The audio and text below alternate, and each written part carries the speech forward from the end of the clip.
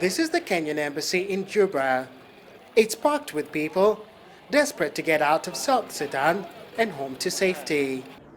They are being driven out by recent fighting between forces loyal to President Salva Kiir and those backing Vice President Riek Machar.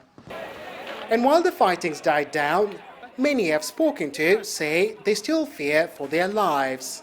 They were shooting people at point blank. We fled in the opposite direction, but they were still shooting and killing people. We don't see any hope. There is shortage of food and supplies are not coming from Uganda. This is what it's been like outside the Kenyan embassy here in Juba over the past week. Thousands, literally thousands of people seeking assistance from their embassy to get back home. We are told earlier the crowds were much bigger. First priority is given to women and children. They told us we are leaving with the 4 o'clock flight, Kenya Airways.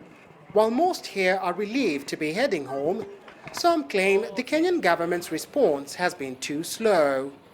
They say countries like Uganda, India and the United States began evacuating citizens as soon as the fighting started. When there's a problem, the Ugandans provide vehicles and security for their people. We Kenyans have to come here to find out if there are any plans at all. Meanwhile, South Sudan's government doesn't see what all the fuss is about.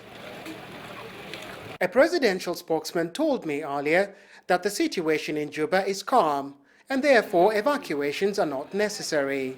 Although it is already controlled, they are still evacuated.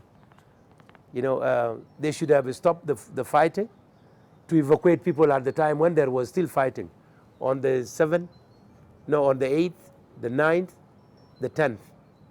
But now there's no any other fighting. Why would anybody think to evacuate his citizen? And as the world waits to see if a ceasefire will hold, people here aren't taking any chances. This group plans to leave with or without the help of the Kenyan government.